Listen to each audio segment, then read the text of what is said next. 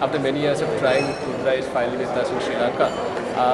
We are going to ask a few questions of the band and see. We're going to talk about tomorrow's gig, which is the Colombo Open Air gig. But we are also going to find out what their background is, how they came about this Vedic metal movement, and what their future plans are. So let me introduce the band. We have Srideva, who's on guitar. We have Kadir, who's vocals and bass. We have Vinay, who's also on guitars, and we have to start off with, can you tell us about Rudra, how you all started, the history of the band? Yeah. It all started in the year 1993 or 2. Sorry. Okay, with me and Kadir, we actually met up after a game of football. Okay, and we both had same interests. Okay, we actually wanted to play heavy music, extreme music. So I was playing the drums at that time. I was just like picking it up, and he wasn't playing any instrument, but he picked up the bass eventually. And then we met our very first guitarist, who's Bala. Okay, so we three are the ones who actually formed the band. Okay, and then the rest is history. And now in Sri Lanka. Almost 20 years later, yeah? Yeah, I mean 19 years. 19 years. 19 years, almost 20 years. How about your influences? I mean, you said both of you all had very similar interests. What were your influences? I understand like Death and Morbid Angel and stuff like that. Yeah. I think one of the primary influences were Slayer actually, a big influence on music, and we loved the early Sepultura, Creator, Morbid Angel, Obituary, Death, and Battery, and of course we also loved Motley Crue. Yeah. I think that also we were big Motley Crue fans. Yeah. Anything to add on? Nobody would have figured you guys for hair metal fans at all. Yeah. No one. Sorry? I mean, nobody would have realized you guys are like glam metal fans at all. We are still glam metal fans. We still have lots of glam metal collection. We love glam metal as well. Okay. I mean, you mentioned Sepultura. Was it because like Sepultura's Roots album had a lot of ethnic influences as well? Did that kind of give you an idea of what you can do with Indian music as well, combining with metal? Surprisingly, another musicologist asked the same question to us actually, to me in particular, whether Sepultura's Roots influenced us. Till today I found Sepultura's Roots one of those albums that were something that was very uninspiring. Okay.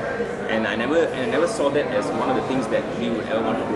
Okay. So the reason to fuse Indian cultural or ethnic music into metal was something that occurred while while Shiva and I were discussing as to how we would like to make Rudra something that is close to our hearts, at the same time different.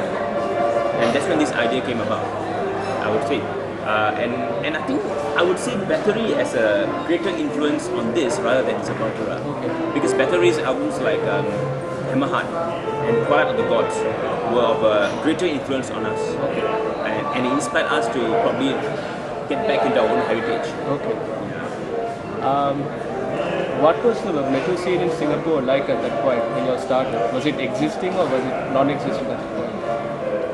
At that time, the metal scene was existent actually. There were lots of bands, but I think those bands that were active during that particular period are no longer around right now. We're the only guys who are still around. Yeah, it was a very active period. In fact, it was one of the peaks of Singaporean metal scene, which subsequently died. At that point, did you all foresee like Asian metal scene coming to where it is right now? There are a lot of bands from places like Indonesia, Singapore, Sri Lanka, India picking up metal and fusing it with a lot of the cultural stuff as well? I think we never anticipated that because primarily because two great revolutions took place in the music scene. The first was the invention of the popularization of the CD. Yeah. During the times that we played music, there were only tapes available. So CD changed the music industry. That was one. The second was internet. Yeah. I think internet is another great revolution that changed the way we looked at music, or even music was exposed to us. Okay. So at that time, we never anticipated that such a thing would happen. But looking back, I think the internet revolution, the second big wave, I think it really, made metal reach far and wide. And we eventually, I think metal hits, we got greater access to bands that you cited, that have incorporated ethnic influences into music.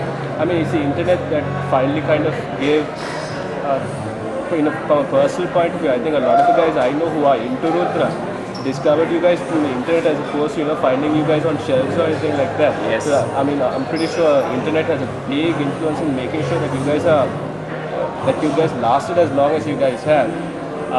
The next question that I want to ask is with regard to at what point did you feel that this could be a long-term thing? I mean, I know there was a slight point in in the mid-90s where you all kind of disbanded for a while and then formed again. Yeah. At what point did you all think, okay, I can do this for a little longer, we can continue for a little longer? At what point did that come to that decision?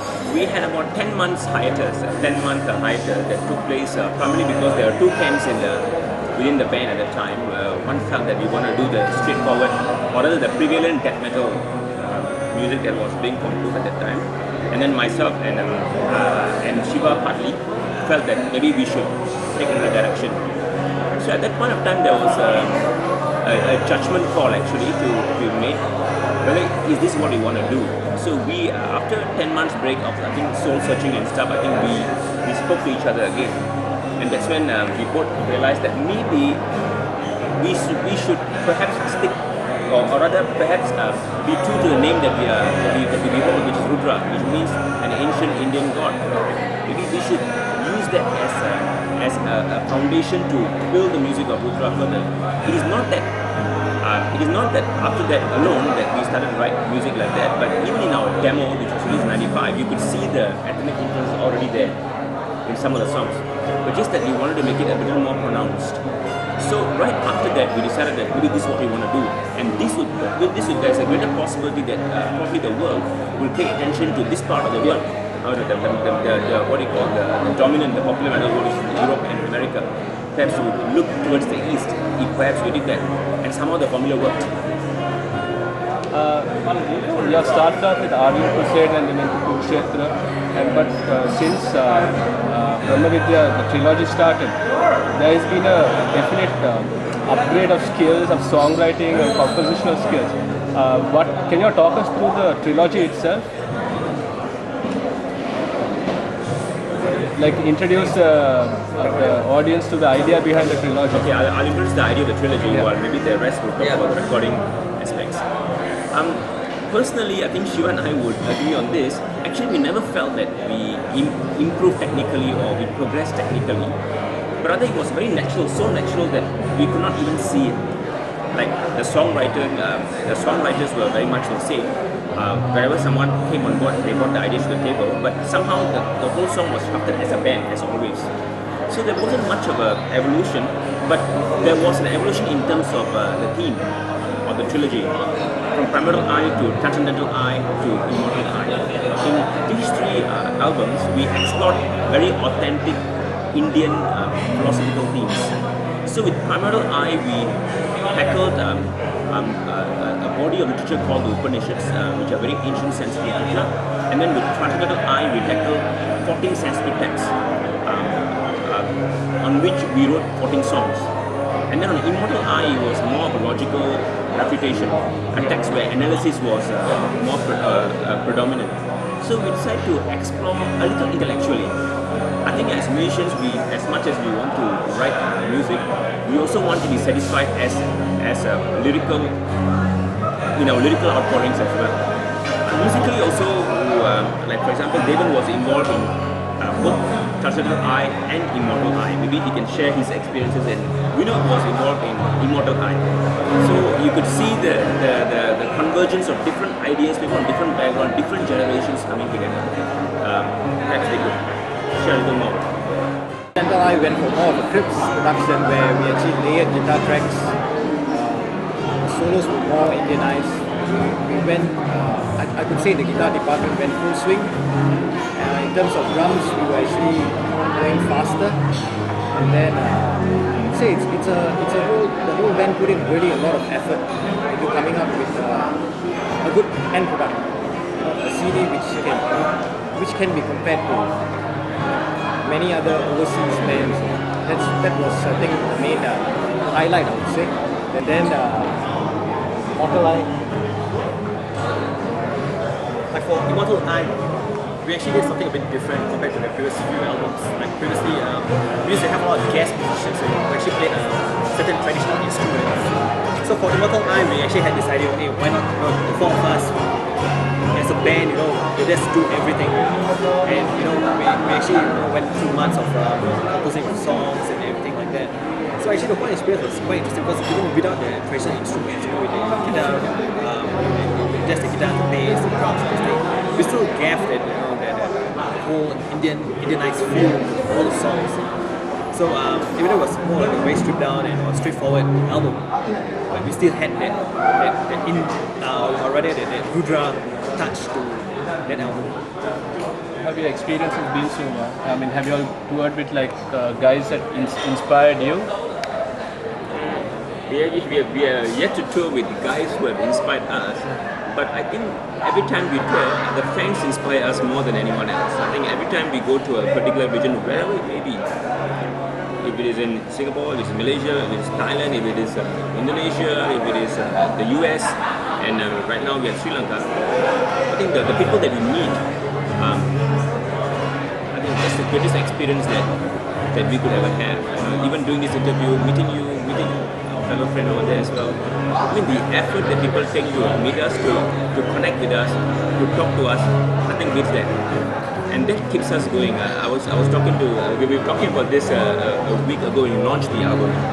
We have come 19 years, and we hope to go another 20 years. Still producing albums, and for only one reason, is for people like all you guys.